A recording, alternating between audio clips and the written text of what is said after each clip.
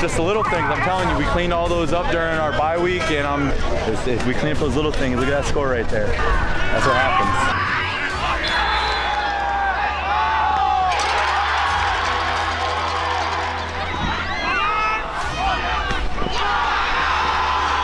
Today we just stepped it up on another notch, and we just kept our foot on the gas the entire game.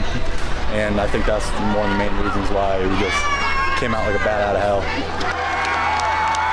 You know, when they first walked in, I kind of felt really odd. I don't know, like my stomach, it definitely felt different. Again, it's not about me, it's about Naugatuck and Woodland getting back after it, celebrating the George Pinnock Trophy one way or the other. And great to have football back again, Valley football.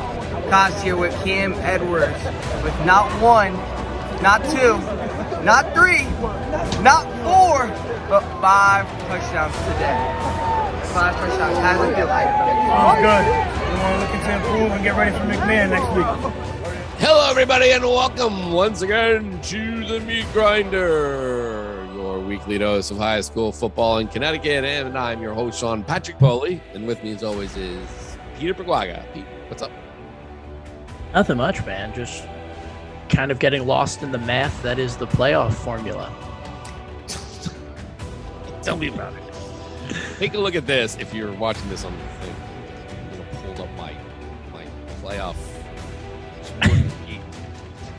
That's not it, but I'm actually using paper now. Look at that. That's just class double L. That's great handwriting. This is also great podcasting. Oh, I mean, yeah. But it's pages and pages of chicken scratch with ranges and bonuses and if guarantees. And I promised myself I wouldn't do this once I realized how tough it was. And then we had a call the other day, and they're like, well, if you don't do it, they're going to think that you're lazy. I'm like, did they try doing this? And so I made some phone calls. I tried to call coaches. Like, look, what do you know? What do you just, in layman's terms, we talked about it last week. Basically what happens is they added a strength of schedule modifier, meaning now that in addition to the 10 points that you get for every one of your team's opponents you beat victories, now you get an additional 5 points for every time your opponent wins, regardless of whether you beat them or not. And then you have the base 100 points for winning against an opponent. And if you're a smaller school, you get more than that, whatever. Anyway, go on the CIC to read about it, how it works. It's convoluted and it's a mess, but it's up to us scribes to figure this out. And usually that's what we would do. We have Hal Levy or we had Ned Griffin, or then I learned how to do it. And I tried to teach you how to do it last week. And it's a mess. It's the wrong year to teach me how to do it. Yeah, no, I should have taught you earlier because now it's just like, but I think someone figured it out. And I think the thing that simplified it for me was instead of every, and you have to be kind of an aficionado on this, instead of every game your opponent wins, you get 10 points. Now it's 15 points. That's how you do it because that's one win. But now you have to go instead of you have guaranteed points, which means 2 teams that played, if you beat them both, and you're guaranteed to get those points. So that's instead of 10, now it's 15. And the bonus points now is if you beat a team and they win somewhere else, then you get another 10. Now, instead of that being 10, it's 15.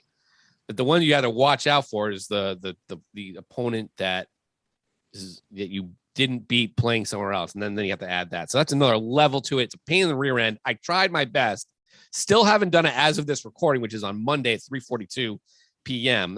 I think a lot of other people have gotten a little bit better handle. I think Ned Griffin of the Day might have something later, which delves into it. But I think it'll clear itself up after this week. That's a really bottom line. It's getting a lot easier to figure out as we do it. I got people calling me left and right. So, I mean, I have to do this.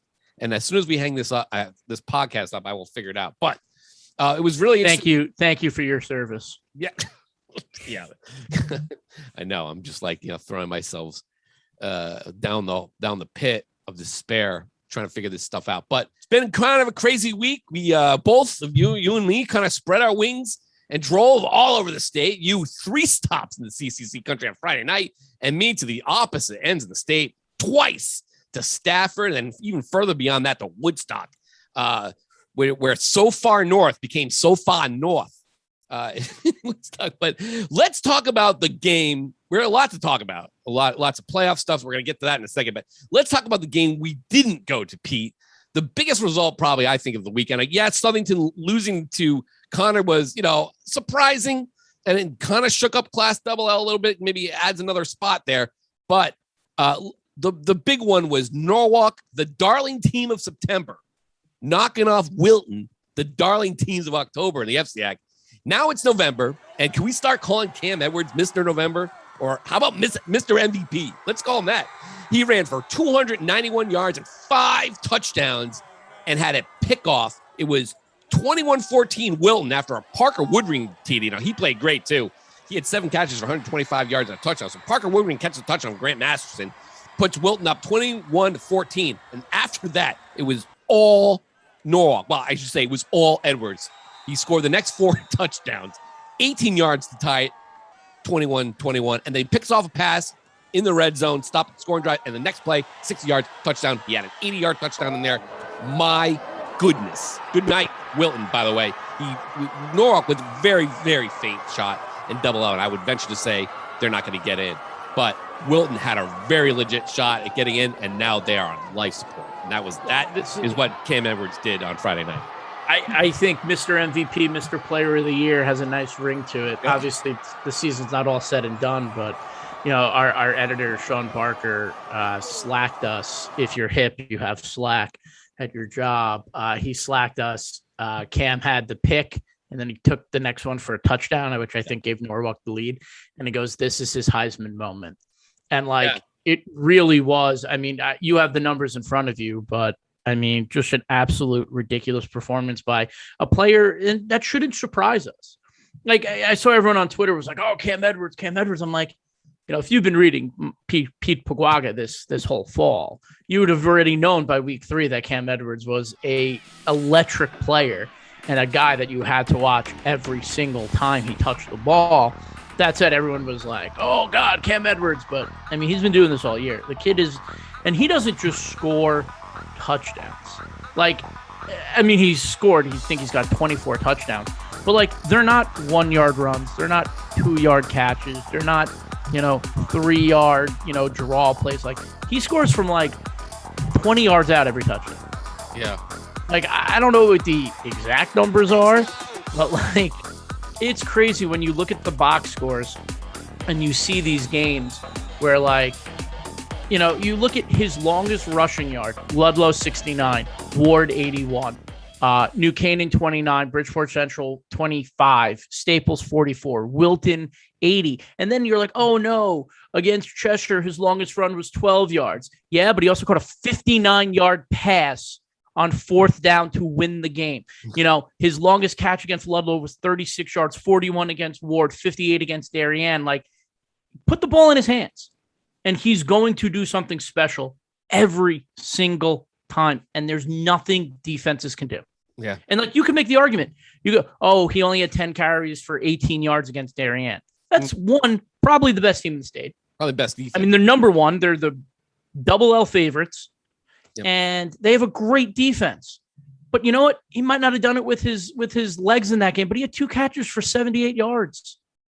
That's a lot. 78 yards is a lot of yards. Stop him in one area, he'll kill you in another. Stop him on offense, he'll kill you defense. Stop him on the ground, he'll kill you in the air. Stop him on the air, he'll kill you on the ground. This is not a knock against Norwalk at all. 7-3 is very impressive. I wish we could see them play in the playoffs. And maybe our math's wrong. Who the hell knows? Yeah. But you look at these games. Probably not. They beat Ludlow by 8. He had 2 11-3. Right? They beat Cheshire by 10. He had the big play to win the game. If they have a full roster against New Canaan and Coach Miller, they maybe win that game. They only lost by 3. Right. Staples, they lose by 6. Cam had 196. He makes that team go. And he arguably is the most valuable player to any team in the state. And I think that record reflects that. If they don't have Cam, are they 7-3? I don't know. But I'm confident saying that they have Cam Edwards. They are 7-3 because, they're 6-3 going into Thanksgiving, but he's just that important. And Coach Miller, I talked to him at the beginning of the year, Cam's doing this. And he's like, yeah, we're just he knows what he's doing. We're going to keep giving him the ball until other players catch up. And when it's crunch time, they want him to have the ball. When it's crunch time, you want your best player to have the ball. He said it after the Cheshire game. He goes, we were trying to find a way to get the ball into Cam's hands because he's our best player. And that's okay to say. Too many times, people are like, oh, well, we don't want to like offend, other players across the state or in the league. Like, no, Cam Edwards is the best player. Cam Edwards is the most important player to his team in the FCA. Yeah, no, 100%. I don't think there's any debate about that. I think that's what EJ D'Annunzio said afterward. My favorite quote after the game was Pat Miller saying, like, he had one of his alumni show up, and his alumni was like, Cam Edwards made a ridiculous play, which makes you think that you should see all the plays we don't see on Friday nights. But he makes a ridiculous play, and the alumni go, whoa, what the heck was that? Pat Miller goes, dude, oh, that's just Wednesday. Yeah, he said it to me at the beginning of the year. He's like, on Friday, I have to like strap him down to a chair. Yeah, because he's like jumping, making all these diving catches, and he's like, it's Thursday. We need you tomorrow night. But quickly on Coach Miller. And I got to give a shout out to our boy, Pat Miller here. I threw it up on Twitter on Friday. So he took over the OC job at Sheen in 2016. Mm-hmm. That year, Zach Davis went off the 3,000 yards, 50 touchdowns. He was named to the Game Time CT, New Haven Register, All-State First Team. In 2017, he gets two sophomores named Terrence Bogan and Jordan Davis. He has them in 2017. He has them in 2018. He has them in 2019. Now, in 17, 18, and 19, Bogan rushed for 2,000 yards or like a little less. And Davis was a stud, either rushing for 1,000, like a bunch of yards offensively, catching. And in 2019, they win a state title. They're both on the first team All-State team. This year, he's got Cam Edwards. I mean, like, does he just have great athletes? Because Pat is he's like, oh, I'm the luckiest coach around. Yeah, you know what, Coach? I think you could make me into like a decent running back. Yeah, I won't be fast and I won't be powerful, but like I think I get a couple of yards for you. That's a great run by Pat. And I called him the other night. I'm like, where's Cam? What's Cam's? What's his college's situation looks like? It looks like he's got an offer from Central and he's got an offer from Central Connecticut and he's got an offer from Sacred Heart. So. It's just the word's starting to get out there, and then he's going to have a home. And that's good to hear because, because we're not going to be able to see him in the playoffs, which is a shame. And I don't even think if the SEC scheduled right and gave West Haven and Hamden like real schedules like they should have, even if that was the case, I still don't think Norwalk would. They still have a long way to go. They got to climb over Greenwich, Trumbull, Staples, and Newtown as well, and even Southington, Hamden, and West Haven now at this point. So they need everything to go their way. So joining us now is Game Time CT columnist Jeff Jacobs. Talk a little bit about something other than the state playoff formulas right now, which we off the camera we are still trying to wrap our brains around. But Jeff, you got some superlatives for us. In your first year covering high school sports here, covering football full time for Game Time CT, you've come up with, I guess Jake's picks for this season. Yeah. Who do you Jake's like? takes. What do you got? Jake's takes with 9 games done. Yeah, all right. Because if I get wrapped up in that playoff formula, I'll just my head might explode. All right, the 2 best players from Connecticut. Oh. Tyler Booker from New Haven, who is playing for IMG and going to Alabama, and Conor Robertson, who left Fairfield Prep to play for Austin Westlake, Texas. Oh, they're only going to the SEC, and they are from Connecticut, and they play for the number 2 and number 3 ranked teams in the nation. So, for people who say we can't produce anything, I submit to you Tyler Booker and Conor Robertson.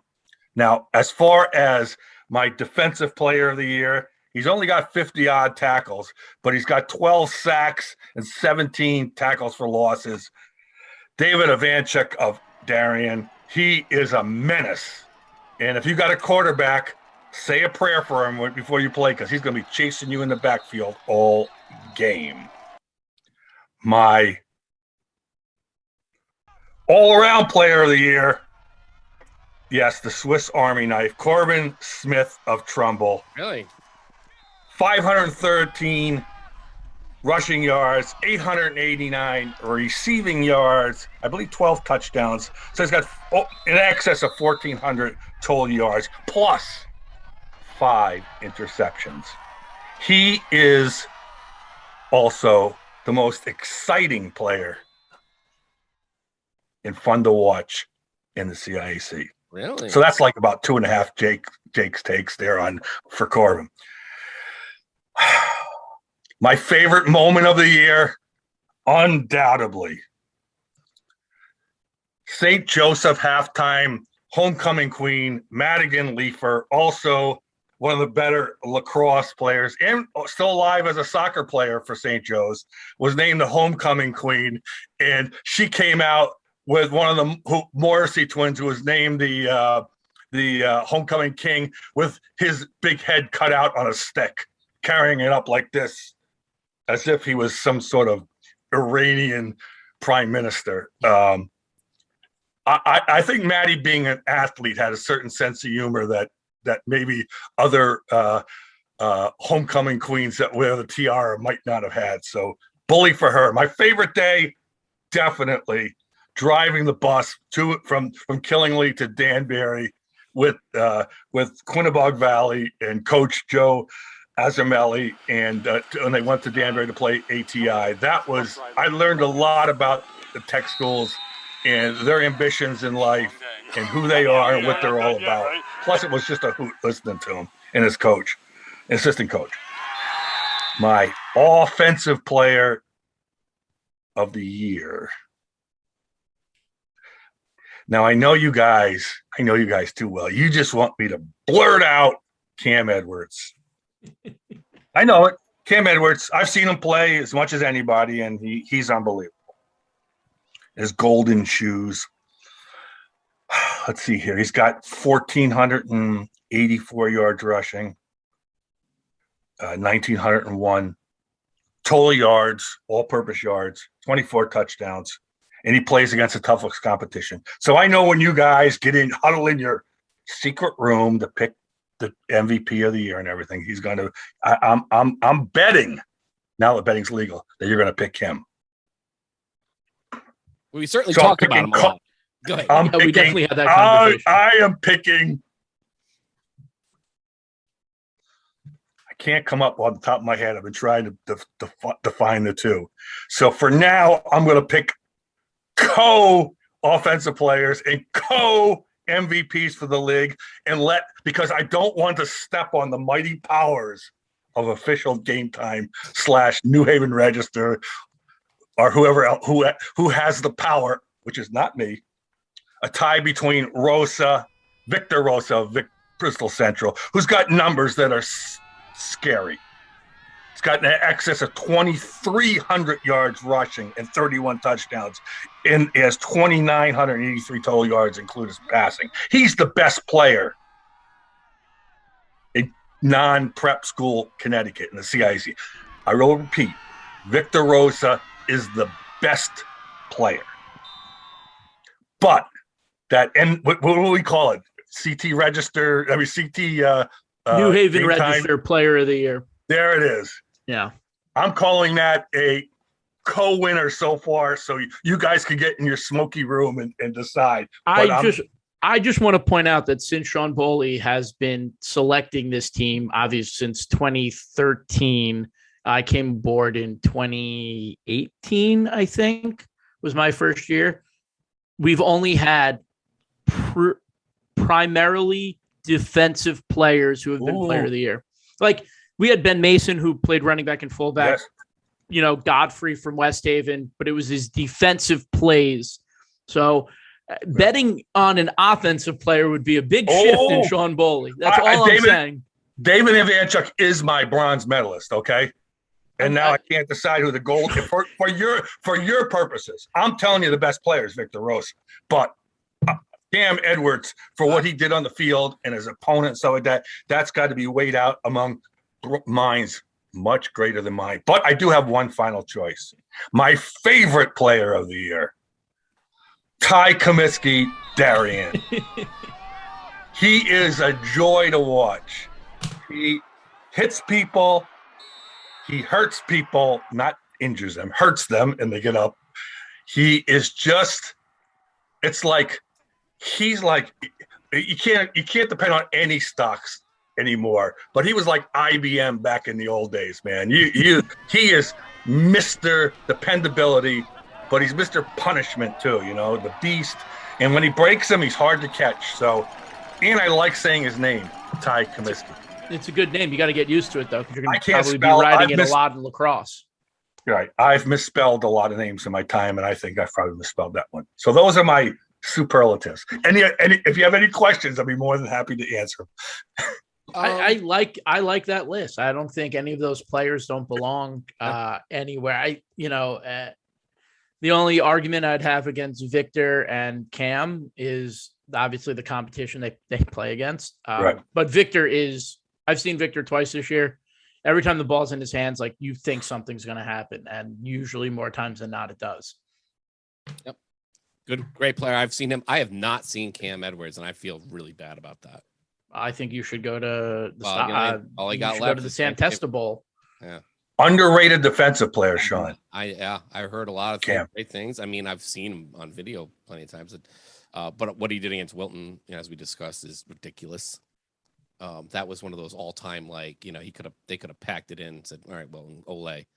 But no, he showed up and just crushed him. As far as Rosa is concerned, listen, he's great too. I mean, I saw him one of the best games I saw all year was the one versus Harvard Public. And obviously just every year, he's just consistently ridiculous. And that's really going to help him. I mean, we're all talking about potential, probably most likely first team players here. Comiskey, I think, is a great pick. I mean, Ivanchik, he's in the running, obviously, and his brother was an all-state player of the year. Player of the year for Sean, because he was a defensive player. Yeah, 2015. We've had Zach Allen. We took Ben Mason. We even took the year that everyone took what's his name from Killingly was what's that? The running back. Yeah, whose name? Spencer. Spencer Lockwood. The year we took Spencer Lockwood for Killingly, we actually went the other way. We went with Kyle Godfrey of West Haven, and we kind of got some crap for it. But that was one of those things where, like, well, how much did I thought Killing was more the complete team, and they could have. I don't know. I mean, he was great. It was a controversial pick, as was last year's. But hey, Morrissey over. I want to throw out a question to you guys to give you guys first crack at this one before we sign off here. Coach of the year. I've written down my name. What? The coach of the year. Coach of the year. I mean, you got to think Hellstern, depending on how prep finishes. Yep. Forget his first year as head coach at Darien. Depending on how Hall does in the playoffs. I mean, Robinson. Yeah. If they make a run, you look at Kevin and Maloney, if they can do what he thinks they can do. Masick, Steve Christie, if Masick can get in, I mean, they're still a big if to get in, but you got, if Branford does something, I mean, that loss to Guilford though, oof, yikes. But I mean, if they could win, that's a great year for Johnny. And then you look at S and, look, Tom Brockett, I'm sure, was one coach of the year a handful of times, but if they could win S this year, this might be his best coaching job. This year, might be his best coaching job of his career. Yeah, I would call it the best coaching job of his career, bar none. And he might sweep away the opportunity. I think Forget is a good front runner since they're number one. If Darien's going to win the Class L, Forget I think is a great pick there. Hellstern's right there. Prep's got to win a state championship. So I think that's what you're looking at. And then let's not forget our guys over there at Killingly too. Chad Neal's done a great job as always. So Randall Bennett from Cromwell. Can I interject? Yes. You just named the guy that I think deserves serious consideration for Coach of the Year, Randall Bennett. I think he's you're right. You can look at those Coach of the Year things. Some people vote for most improved. You know what I mean? Sometimes the best coach or the best team doesn't win it, and all those things. So it's a very argumentative vote. I just wanted to bring him up because when I talked to him and the job he's done, I was very impressed. Very impressed. Yeah, I saw him at the Bloomfield game on Friday. He was there watching. Yeah, he goes and he goes and he scouts like not only S teams. He goes and watches other teams in bigger divisions just to see what he thinks he has to do and stuff. and he's got some really impressive concepts. I was just waiting for that name. Thank you for bringing up. You went through 11. You went through 11 names, but you got to the guy that I wanted you to hit on. I mean, it's so crazy because every year with Coach of the Year, like it's a layup. Yeah. Not to say that it's a layup to pick the number one coach, but like I remember a couple of years ago, like when Stafford was really good. And I remember Ned like brought it up, be like, why isn't anyone talking about Brian for Coach of the Year? This is a program that was 2 years ago might have folded. And now they won 10 games and they're in the playoffs. Like, it's such a, like you said, it's a hard thing. It's like you could pick the coach that wins the championship, but what about the coach who has done so much with a lot less?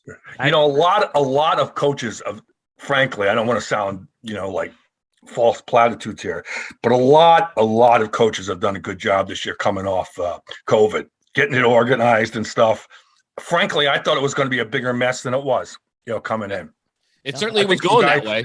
It was going that way, but they cleaned it up, didn't they? Maybe instead of between week 1 and 2, it took week 2 to 3 or something like that. But they got it cleaned up. It didn't last a whole half season for teams, I didn't think. It still had its influence, and like you said before, it's had influence we don't quite know about. I mean, when I talked to a few teams over the course of the last few weeks, they were like, "Yeah, we didn't have this guy out. We had this guy out," and the general understanding is that it was COVID related. Now, there's teams, especially the smaller teams, when you see some weird results, that's the first thing I think of. Yeah. When you see a team, you're like, "How the hell they lose to that team?" And then, what happened in that Rockville game? There was a couple of games we had the picks that we never talked. Oh, we'll talk on the picks, but some of these games have come out like with results that are just completely. Well, I mean, one of the teams is Stafford. Brian Mazzoni, the head coach, said that there were guys that he'd been missing at times during the year, which is why that you might have seen some. And I don't know if that was COVID related, but he said that we were missing lots of guys, for one reason or the other. So he hasn't had a complete team. That was probably his best, most complete team. Plus, they also had 2 weeks to prepare for him. And Rockville it's important. Yeah, only had like 4 days. So it's very important, Sean, that we have excuses for our picks, though. It's vital that we have excuses. All right. So Jeff giving us a little preview of what the debate's going to be like as we get into the smoky room, so to speak, for all state playoff selections, which are coming up very fast. It's going to be a month from now, and we'll be here before we know it. So thanks, Jeff, for joining us. We'll see you on the Picks Pod. Speaking of the playoffs, let's kind of break everything down for you here right now. Here's what we do know after this week's results. I'm pretty sure, actually, 99.9% positive, Darien has clinched the playoff spot, as has Fairfield Prep and New Canaan. I think Hall's pretty close. This is double L now. Hall's pretty close. Shelton is done with its games. It's in a weird spot. Done with its games, so it's kind of locked in on how many points it can get now from here on out. I think the Gales are in a pretty good spot. And then you have basically, that's 5 spots right there. I don't think anyone's going to match those. I mean, there's a slight chance maybe Shelton, but I think they're locked in at 5. I think those 5 teams are good.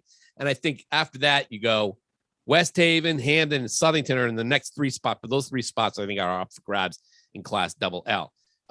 Looking at Class L, St. Joseph, Maloney, Windsor are the 3 teams that are pretty much locked in, if not clinched. Naugatuck did itself a big favor this week by beating up on Woodland. They have 2 games left, so they're not quite done yet. If they win versus Crosby, they might not even need Ansonia to get into the playoffs. Then you have Bristol Central, another one I think is in a really good spot. And then Cheney Tick, I think, did itself a huge favor this week, beating Quinnebog and solidifying their spot. They only have winless VG Techs left, and they will get in. So you're basically looking at 2 spots in Class L. Massac right now and Thames River holding it down, but lock and happen. We'll get to it. Class M, it's Killingly, folks, clinched 8-0. They have Woodstock Academy left, and then everybody else. It is a mess, and most of the teams in this class have 2 games left, so it's not even worth we're looking at it. But the rankings are Granby, Canton, Rockville, Avon, Brantford, Ellington, Torrington, Plainville, ATI in there, Watertown in there, Coggin-Chog in there, Gilbert even in there, Barlow on the outside, and Law, you're getting really scraping the bottom of the barrel there. A lot needs to happen to help those teams out. So it's a mess, and we won't even bother with it. Class S, a little easier. Bloomfield, Cromwell, Port, and Ansonia all clinched. It's pretty easy to figure out. Then it goes Seymour, which I think will get in if they beat either Holy Cross or Woodland to finish up. And then New Fairfield, we thought like Newtown not beating Newtown would would be the end of them. No, not even close. They just need to beat New Milford, and they will guarantee themselves a spot. Otherwise, it might be a little bit tougher. But they're in a really good spot. And then Holy Cross, obviously, got to play Seymour. And if they beat Seymour, I think they'll be in. I think Morgan got Ellington left and Old Saybrook, Westbrook. I think. I think they can afford another loss here. We'll know after this week. And then Notre Dame Fairfield still hanging gamely on to that 8 spot. And then after that, it goes Stafford, Summers, East Windsor, which had a big win over Rockville this week. Sheehan still clinging there, and Tolland with a big win over Rocky Hill. There, they leapfrog the Terriers a little bit, and then Ledyard not doing itself any favors, losing to Woodstock. So that's kind of like where we stop there. But I don't think Ledyard is going to win. I think Fitch might give them some points, but I think a lot of other teams have a chance to beat them. So that's the playoff picture in a nutshell. So what do you think, Pete? I'm just trying to catch my breath. Yeah. It's going to kind of suck is normally on Thanksgiving, we know who has a chance to clinch, who's already clinched, who needs what to clinch. And I feel like on Thanksgiving, we're going to get home, sit down at the computer and go right to the CIAC site to say, okay, who actually did clinch? It's going to be hard sitting at the end of the game being like, hey, coach, I think you got in. So if you're in, what do you think? And then, okay, coach, let's do this again. Let's say you didn't clinch. What now? We're going to have to do like 2 different interviews. I know. No, I mean, look, the CIC computer will have it all figured out for you by the time everything is over on Thanksgiving. And like I said, after this weekend's games, because again, there's a lot of outstanding a lot of teams out there with 2 games left. Especially in Class M, which is really mucking things up. It's hard to figure out Class M. I think by Saturday's games are over, and I think what we're going to do is we're going to sit down and figure it out. I think we're going to have a really good, a better idea at who needs what. But usually this time we know for a fact who's clinching, who hasn't. And we just haven't had that yet. CIC hasn't been able to do it because the formula has been kind of tough.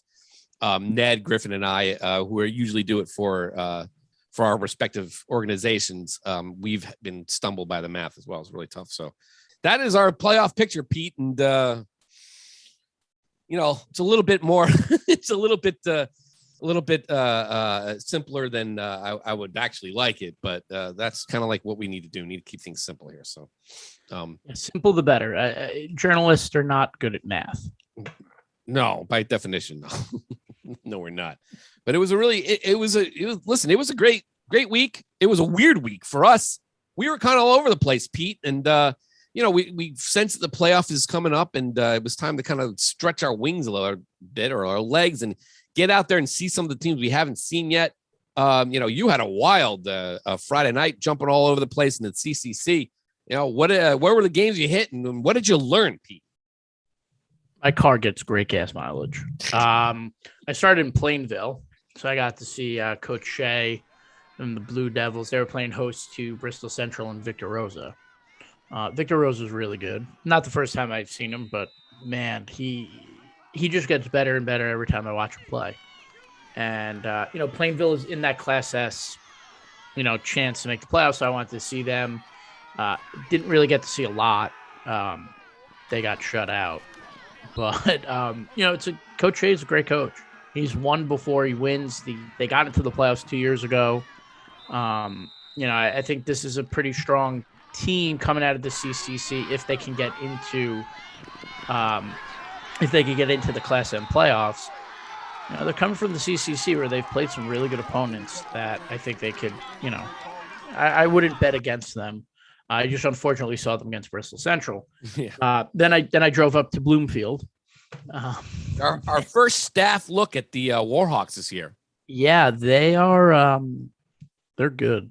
I mean, it's kind of funny. I walked in there. It was 14-0 with like 6 minutes left in the half. And I was like, oh, perfect timing. I'll watch the last 6 minutes. I'll get some photos and video.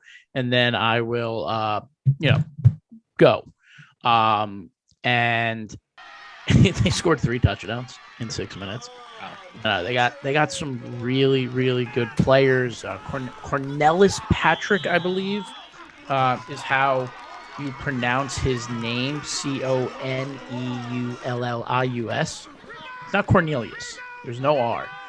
He's like their Anthony Simpson. He's running the ball. He's catching the ball. He's playing defense. Dallas Rose has. I think him and Patrick both have over 1,000 yards, and they got a quarterback who wears number 2, not that tall. Reminded me just of Darren Bryden. It wasn't him back in uniform. Yeah, it wasn't him back in uniform. I don't think he was a little shorter than Darren, but I mean, he could throw the ball. I mean, it looks like they haven't skipped a beat. You know, their defense is flying over. They got big linemen. COVID, the COVID season hurt a lot of people. I don't think it hurt Bloomfield. They look really good. They gave it to South Windsor, who came in with 6 wins in that game. And then I drove up to Windsor to catch the second half of Windsor Newington, 2 teams competing for a playoff spot. It was tied 21-21 at half, but Windsor was able to pull away. Newington scored a final touchdown with like 6 seconds left, 15 seconds left, whatever it was. But Windsor is athletes, and they run and they fly around the field. And Newington hung tough. I think Austin Howard 3 interceptions for Newington, but it wasn't enough. Windsor's got a great coaching staff. Rob Fleeting is one of the best coaches in the state. So I don't know if they locked up their spot, but they were fun to watch. The three teams I wanted to see, Plainville, just caught them against a good opponent, but Bloomfield's really good, and seeing Ansonia and Bloomfield, it's hard to pick against Bloomfield right now. And then Windsor's Windsor. Their only loss this year is to St. Joe's. So if they could avoid St. Joe's until the finals in Class L, I think they'll be fine. How'd the quarterback look? Cromartie. Not like crazy good. Not bad. He threw a couple interceptions, a couple of bad passes, but I haven't seen the kid play since he was a freshman. Yeah. So he's a little bit bigger. Yeah. Well, he certainly made some waves. I mean, we talked about the beginning of the season. We haven't really seen them since. We'll see plenty of Windsor down the road for sure. It's funny, Pete, because the game that you probably should have seen on the CCC was Conard coming back from a 24-14 deficit to beat number 7 Southington. As soon as Southington get back in the top 10, bang, right out again. Conard with their, another big victory. They knocked off Newington a few weeks ago. I mean, they're 4-5, but they certainly could compete. I think that was the case here. And the guy this time was Israel Lopez, the quarterback, scores on a 53-yard run with 30 seconds to play for the winning touchdown. He ran for nearly 200 yards, scored 3 touchdowns. And it's coming up this week, and it's very fascinating. We talk a little bit about on the picks, but Conard has a chance to really kind of show everybody what it's about when they play their arch rival Hall in the Mayor's Cup on Saturday at 1:30 up in West Hartford. A fascinating game is going to have some Class Double L implications. They already knocked off Southington. Now needs to beat Cheshire, which is no small feat, because I sense that Cheshire's been kind of they kind of knocked around. They kind of showed up a little bit against Shelton, but that's always a dangerous game for Southington to win. That should be a fun one. At the green. Sorry, it's the Apple Valley, right? The Apple Valley Classic. Apple Valley Classic. Yeah, the Apple Valley Classic. So Southington needs to win that now all of a sudden. Otherwise, they're out. And thanks to Conard, and Conard has a chance. And they're not going to knock Hall out, but they can certainly make Hall's life difficult by knocking them into a road game. If they win that game. Cheshire beats Southington. Hamden loses to Notre Dame. West Haven loses to Prep. Hall loses to Conard. All of a sudden, Staples, Trumbull, Greenwich, Newtown. I mean, they're all, even Norwalk, maybe not Norwalk, probably stretching a little too thin to stay Norwalk. Yeah, a little thin there, but. A little thin there. But, I mean, all of that becomes an option. There are 12 teams that can make the playoffs in Double L. Yeah. Yeah. I mean, think about it, too. If Amity had beaten Sheehan and maybe, another one, they may be right in there, too. Yep. Because Amity's got 2 games left, Hillhouse and North Haven. If Amity beats Sheehan, they'd be 6-2 and in the thick of things, because it really fascinating. But the one that kills everybody below this is Greenwich Staples. Greenwich needs a point, seriously. And even if they beat Staples, I think it's going to be tough for them to maybe even climb over Trumbull. Trumbull's got to beat St. Joseph, and Newtown's got to beat Massett, and Southington's got to beat Cheshire, and Hamden's all right. Probably got the easiest road of all of them. They got to play West Hill, they got to beat West Hill, and then they got to beat Notre Dame, which is, I don't know. When was the last time they won a Green Bowl? It was 2005. You know, it's been a long time, but like you said last week, Pete, you know, Hamden knows it. Everyone's waiting for them to lose, and they don't. They beat up on Law. They had Cameron Edwards and Sam Doohan, who have been great.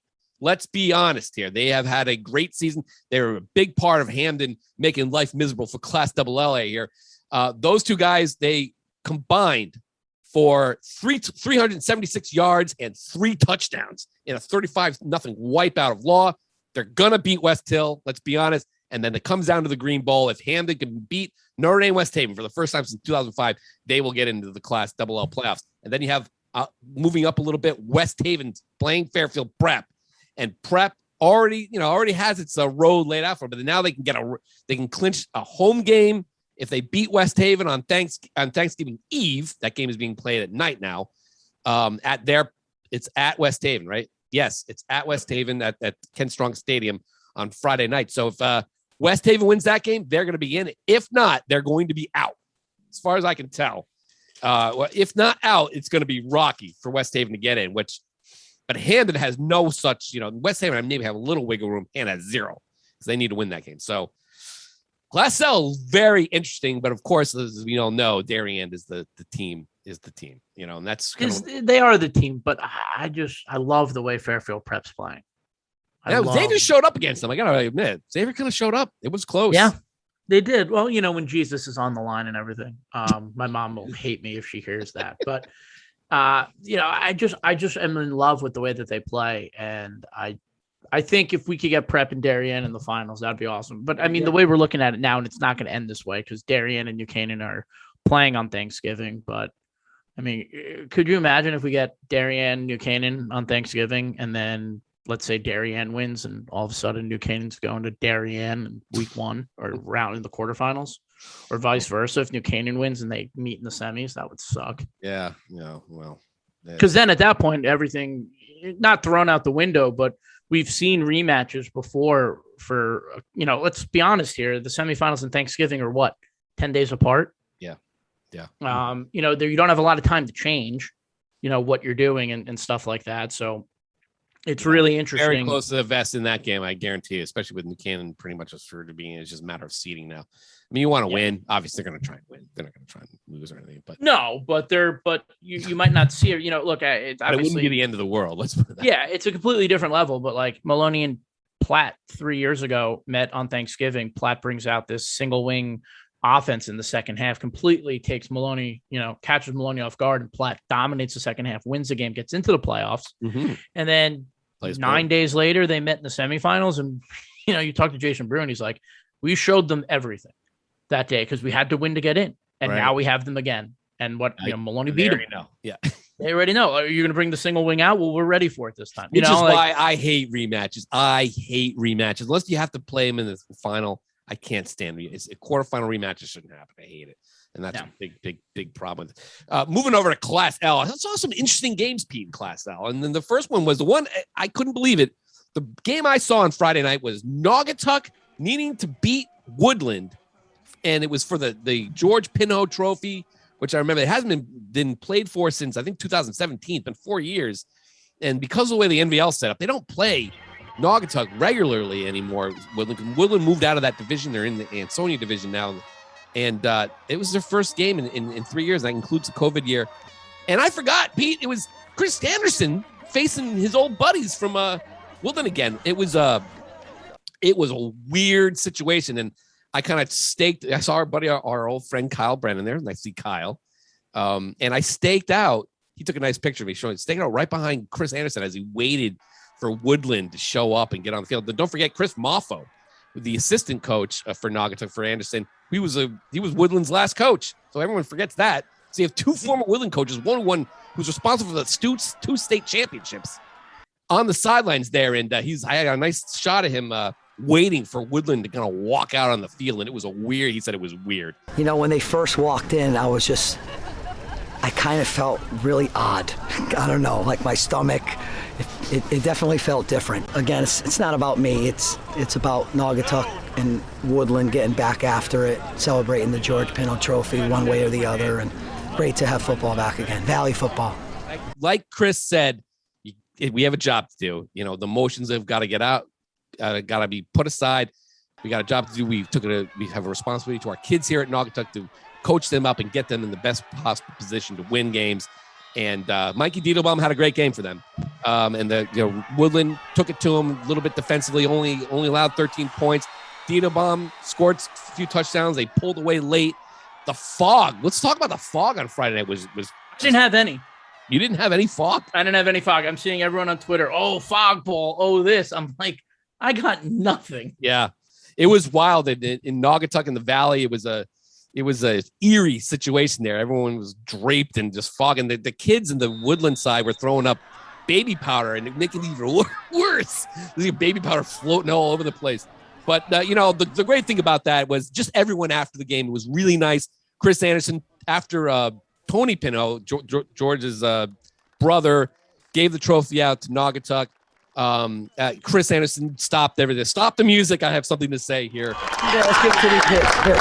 Hey, I got something I want to say. He was going to say something. I'm super proud of everybody on this field. Okay, both teams played their guts out. We know how much heart you guys have. Okay, we love you guys. I love you guys. Coach, many of you guys, since you were this big. I love you guys too. This competition, we get after it. We have great coaches. Good luck against SEMA. Basically said, I love all of you guys. Love because he's coached the Woodland kids forever.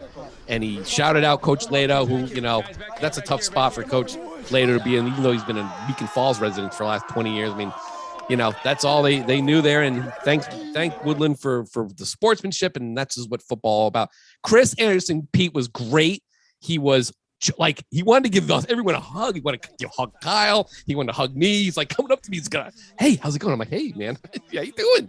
And I was happy to see him too. It was good to see him. And Moffo was great. And it was a good NVL game and good for Naugatuck there in the thick of things. But good job by Mike Diedelbaum, who actually shouted us out on Twitter. So thanks for the article.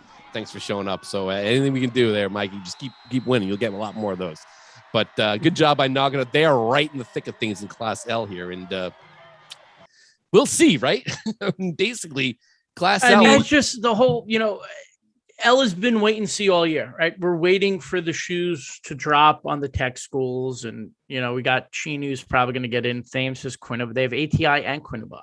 And they could lose both of those games. And then, Daniel Hand is sitting there licking his chops saying, hey, at 7-3, we might be able to get in here. If Massac loses to Newtown, Fitch too. Fitch, is Capital and Ledyard left. I mean, it's not over for Daniel Hand, which I find amazing because we had their funeral 3 weeks ago. Yes. And I want to see Seth Schweitzer in the playoffs. I want to see Seth, one of those just like teams, we said. Hand is one of those teams where look out if they get in. Now, here's the problem, though. If they get in, they're going to be either St. Joseph, Maloney, or Windsor. I think out of that group, I think they want to see Windsor. I think they wanted to see Maloney. They've beat Maloney twice in the last two playoffs. Yeah. They beat him in the finals in 18 and the semifinals in 19. Maybe that's true because maybe Maloney, I don't know about the kids, but maybe Maloney gets that like, oh my God, here comes Hand again. I different teams, but but they don't know that. Well, yeah, and Hand has handled Windsor in the playoffs in years past. Yeah, if you're Hand, you obviously want to get in the playoffs. Yep, no matter who. You want to go to St. Joe's. Listen, Hand is Hand. They'll take their chance with St. Joseph if they're mean. Oh my God, yeah. But we talked about Cam Edwards. Like that's a kid you want to see in the playoffs. Like Seth Schweitzer is a player you want to see in the playoffs. You look, we talked about Newington earlier. Like Austin Howe is a guy you want to see in the playoffs. You want to see them play on a big stage. Yep, and unfortunately for Wilton, they're not. They're going to need Hand to lose, and they're going to need Fitch to lose to Ledyard and Thames River to lose to ATI and Quinnebah. It's going to be a long. I mean, I think it's not completely done yet, but they're not getting any points from Pomprog, unfortunately. That stinks. That they got matched with Pomprog because they needed a game. Pomprog kind of lost their game, so they lost their game when Trinity was going to. Not that Trinity probably was going to help many, but they're hoping. They're hoping. Now they also need Massac to Newtown. Newtown. Let's talk quickly about Newtown showing up. They were only not showing up, but they were 10-0. And New Fairfield got a fumble return touchdown to make them sweat that out. But what do you think about Massac against Newtown, Pete? I'm a lot less confident in Newtown than I was 2 weeks ago. Not a knock on Newtown at all. Masick has just been impressive. And look, we're gonna pick that game in 2 weeks. I'll tell you now, I'm still picking Newtown. But because I think Newtown knows that they're going to be playing for a potential playoff spot, and I think they can look at the teams above them and say, this team's going to lose, this team's going to lose, this team's going to lose. Yeah. And I think they're going to be playing for a playoff spot. That one's going to be a great game. New Fairfield can hang tough with Newtown, then Massick's going to be able to hang tough. That game is always, you want to talk about good Thanksgiving week games? That one's a great one. Always. Yeah. Remember the time Massick beat Mason, and remember that year? They beat Ben Mason. Yeah. They've had some ever since the early 2010s. Since Newtown has gone on this big run here, Massick's always shown up, and vice versa. Newtown, even when Massick had its run, Newtown showed up. There were a few times that they beat Casey Cochran. That one year in 2009 to basically, if I remember, they knock them out of the playoffs. Newtown, I think they did. That's right, they did. We're going to say this phrase over the next week and a half, but some of those games you just throw the records out. It's so cliche to say, but you look at some of these rivalry games and you're like, yeah, that can happen. The better team doesn't always win on Thanksgiving. There's a lot of emotions. There's a lot of pride. There's a lot on the line, especially if you're a team that's not going to the playoffs. How much fun is that to knock your rival out? Yeah. Oh my God. That might be better than going to the playoffs. Yeah. Especially if you're not guaranteed to win, you're going to get tough to an opponent. You lose. Yeah. How about winning your last high school game instead of getting blown out in the quarterfinals? Yeah, but not only winning your last high school game, but taking your rival with you. You already have your foursome set at the golf course. You can just book them one. Moving over to Class M, it's interesting. We talk about Killingly, which continues to just dominate the field there. And I bumped into our buddy Chad Neal in the unlikeliest of places that anyone would ever see me instead of Chad, which would be the campus of Woodstock Academy. Never been there, and I took the ride, Pete. Finally went. I'm wondering all the time what it would like to go watch a football game in Woodstock. Frankly, Woodstock had never ever given me a reason to go until this year. And then they almost beat NFA. Talked a little bit about that. And remember we talked about Ethan Davis and that. And I remember Scott Erickson at the beginning of the year wrote this glowing Woodstock preview. And I was like, Scott, don't you know how bad they've been in 15 years? And I did the research, and thank God I did. They've only won 5 games in 5 ECC games in 16 years of the program. And 2 of those came in 2019. And he was like, the coach, Sean Saucy, was like, Ethan Davis. Oh, we have him as a senior. We have a good senior class. This group is really good. And I was like, all right, yeah, sure. Sure enough. Now Woodstock is 7-2. Ethan Davis came out on fire again with Ledyard and an ECC title, their first ever title on the line. Came out on fire. Davis ran for 260-something yards, 4 touchdowns, and threw 170 and 2 more touchdowns to lead Woodstock to a 42-8 victory over Ledyard. Remember how high we were on Ledyard? And it was over early. Carter Saracena caught a 43-yard touchdown pass from Davis. Then Woodstock rolls the dice, squib kick, recovers that. Ethan Davis, halfback option to Saracena, 14-0. Ryan Outlaw, who we love and is going to be a great player. He's only junior. He's going to be a great player next year. He's been battling a knee injury all year. Tweaked it. You could see it. He was hobbling. You're like, oh, that's not good. They get within 14-8 on a James Green. James Green's kind of like the backup, or he's the secondary guy. Now he's the feature guy. Get within 15-8. And then Davis scored the next 4 touchdowns. 21. They get him 21-8 at halftime, or 22-8 at halftime. And then he just went off in the second half. He had a 65-yard run, another touchdown run. He did the little stop before the end zone, and then let the kid jump by him and then scored the touchdown. You know what I mean? Who did that? It was a famous NFL player. Anyway, that was on his high school clip.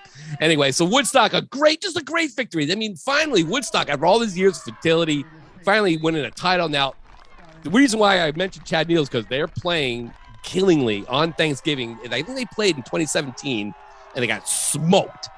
But this time, now you got a good Woodstock team playing, which is now the 7th ranked team in the right 7th ranked team in the state in Killingly, and probably it's a great on paper Thanksgiving Day matchup, and Ethan Davis all fired up. It's crazy. I mean, Woodstock's always been like the lowest of low in the ECC in state, and it feels great to win with my group of friends, my big group of seniors and team, to win the championship. Did a lot of teams ever, when you guys started the season, a lot of teams, they didn't take you seriously, did they? No team did. I don't think, anyway, but we proved it for sure. Now you're going to play them. Yeah. And that's going to be, where do you rank that game against them on Thanksgiving? It's going to be crazy. I'm so excited for that game.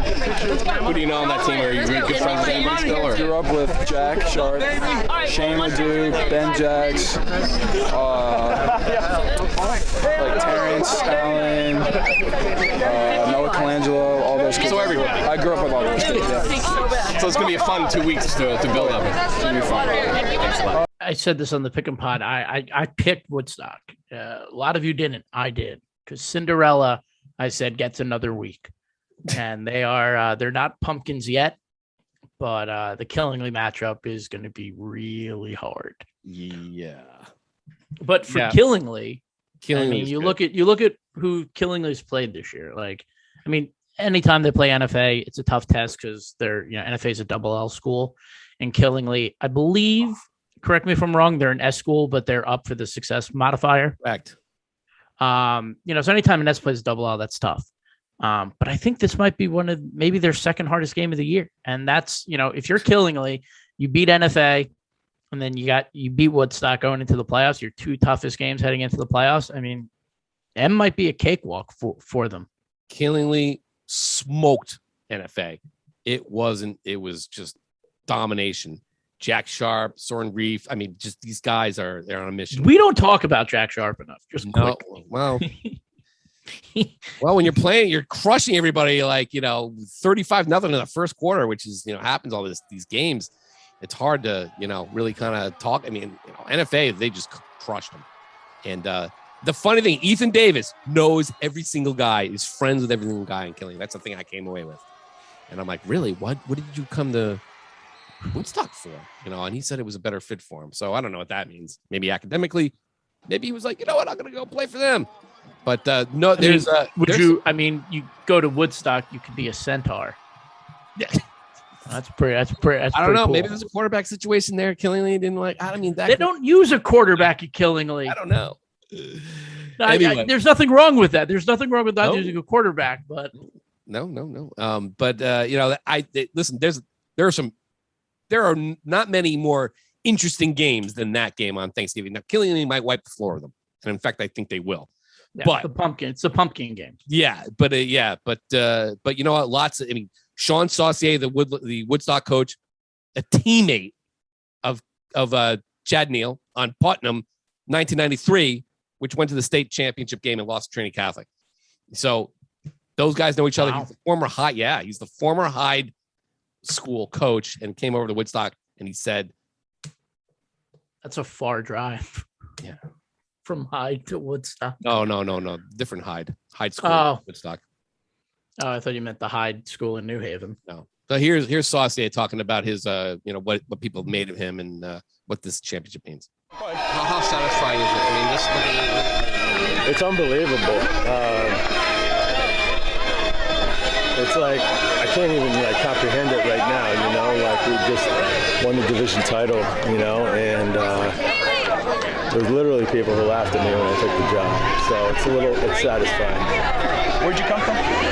I coached at the Hyde School in Woodstock. Okay. It's prep school football.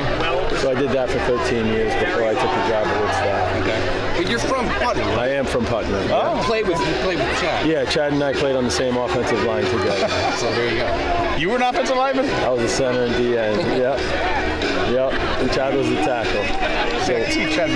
Yeah. You center. Yeah. So Pete, just again in Class M, it's just, Killingly, it's everybody else. Granby's playing Cogginchug this week. You have Rockville playing Valley this week. Everyone's got 2 games left. Avon's got Rocky Hill this week. Did they schedule that game yet? And the answer is yes. It's Thursday, 6:30 p.m. So that's an interesting game. Brantford, let's talk about them briefly, getting smoked by Guilford. Eric Domas who's been all over our DMs, sliding into our DMs. Yeah, he scored a touchdown and then had a pick 6 to get that thing rolling. 14-0. He had a 31-yard pass from Nico Messina and Guilford, which we haven't really talked about Guilford much because, let's be honest, their schedule stinks. We picked them early in the year and they got thumped. They got thumped against Law, and I don't mean stinks as in their schedule stinks. That's not great, but they played anybody but in the SEC. I think the only other game they had was Hill House.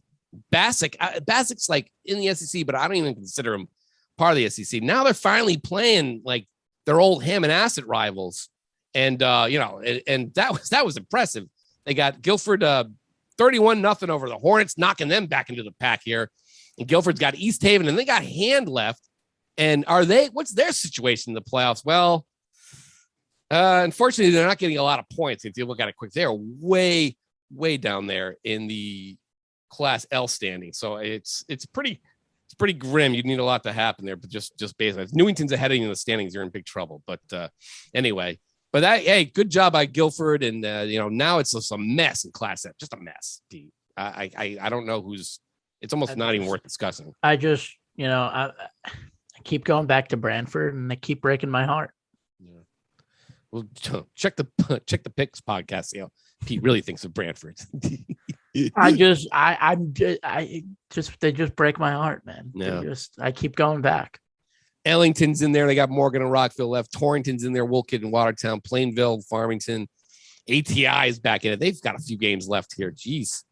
I don't know if they're going to play all these games. No, probably not. But Watertown, I don't, that's winner Watertown, Torrington. Who knows? Coggins can get back into it. They beat Granby and North Brantford. It's a mess there. I'd love to see Barlow Barlow might be a little too far out, but we'll have to keep an eye on them for next year. But yeah, it's Law versus Brantford now, and Brantford needs this one badly. Moving over to Class S. All right, so the other game I went to, talking about Class S, the other game I went to was Stafford, Rockville. Now, they moved that game. I guess it was going to rain, so they moved that game up. It did rain on Friday. It did. It poured Friday all day. Yeah, until nighttime. Right. Did it? Or no, that's right. Okay, so that's right. Well, it was pouring all day, which is why the fog was out. So they moved their game up to Thursday. So I'm like, I got to go to this. I got to go all the way up to Stafford and see the team I wanted to see was Rockville. And the team I ended up getting to see was Stafford. Mark McLaughlin. Oh my God. Now I know I was busting your chops about your boy, Logan Briggs, but he was great. Had an interception early, set up a touchdown, but Mark McLaughlin's put on a show. Threw for 5 touchdowns and ran for 2 more. And every time you turn around, somebody was picking Rockville out. 6 turnovers, they had 4 interceptions, 2 fumble recoveries, a nightmare for our guy, Eric Knickerbocker and Rockville. And afterward, I went up to, I go, Eric, can I talk to you? He goes, no, not this game. Meanwhile, Brian Mazzoni's killing me in front of his kids. I know this guy to my left wants to know why we like Logan Briggs so much. Maybe that's why, Sean. I didn't even remember. I do remember feeling that Pete always talks about Logan Briggs this and Logan Briggs that. It's more like he does love Logan Briggs. I'm just more like busting Pete's. Yeah, I know you were. It's all good. I listen every week, so obviously no hard feelings. That's cool. Taking Pete's side. Listen, they had a big win. That was a big win. Puts them kind of back into the discussion here. It was not Rockville's best day. To be fair, I don't think that Rockville. I think that's the Rockville. I don't think we're going to see that Rockville later on. I think they're a better team than that. Eric said he had a little bit of they had only a short week, and meanwhile Stafford had 2 weeks off, basically to get ready for that game. They looked like they were jumping routes. They were crushing them. And McLaughlin played great, and Stafford only 9, and they got to beat Cromwell Portland this week, and that might be a little bit too much, and otherwise they're going to need a little bit of help. Yeah, it's a tall task. I don't know if I'd bet against Stafford right now. They always just seem to win these late season games under Brian Mazzone, and I love that game when Stafford and Rockville play, because the two of them are very close. Coached together under Keith Taucus at Ellington. Yeah, and they go on vacations together, families. Yeah, they're very close, and I went to that game 2 years ago. Rockville dominated them, and Brian. I went to go interview Brian after, and he's like, "Really?" I'm like, "Well, come on, coach." He goes, "You really came to this one." So obviously, Eric did the same thing this past week. But those are always fun. That's like my favorite kind of Pequot football. Like those schools, the history, because like everyone's kind of connected up there. And I learned that when I was in Torrington, covering the Pequot as well as Torrington, the NVL. Like everyone's connected in that area. Coach with someone, know someone who coached with them, is from there. Like I just love that, and it's so fun when you get to see it. Kind of go toe to toe. Though I'm sure Rockville wish it went different. Oh yeah. It was not their finest hour, but they're far from done in Class M. And Stafford obviously doing itself a huge favor in Class S. So that is basically the look at it. We'll look at this a little bit further in the coming days, especially going to Thanksgiving week. We'll have a better handle on it. Now I understand how to do the formula a little bit better. So Pete, we had a big guest this week. We had North Haven coach Tony Sagnella. We had it all set up. We did a big interview with him. It's probably the best interview we've done all year. Not to be awful, but it just didn't record. I don't know what happened. You really buried it 40 minutes into the show. Yeah, I didn't want to lead off with it. And as of right now, I haven't told Tony, but Tony, I've already told him, but mea culpa, it was a great interview. He's an amazing interview. We reminisced, and Pete can attest it was great. And he had lots of things to say, and North Haven's been playing great. They've won 4 out of their last 5. He gave us a rundown the whole team, and I'm almost like I don't know. I'd like to try and do it again soon, but you just can't recapture the magic. So at this point, we just cut our losses. So what are we doing this week anyway? We got? It's busy. We got games Thursday. We get games Friday. We get games Saturday. You won't be around this weekend, but yes, I'll be for my Islander fans. I'll be at the opener of the UBS Arena, crying my eyes out. Which is, oh God. Yeah, good luck with that. You have no idea how happy I am that they actually built an arena on Long Island. I have nothing to say to that because I don't follow hockey.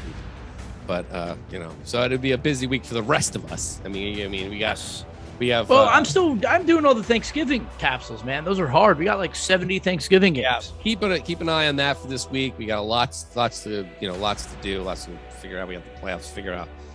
It's been a weird week to say the least. But we're almost there. It's the final countdown. All right, Pete, let's get out of here before we cause any more damage. We'll see you guys next week. For Pete Puguaga, Jeff Jacobs, I'm Sean Patrick Bully. This has been the Meat Grinder Game. Love you.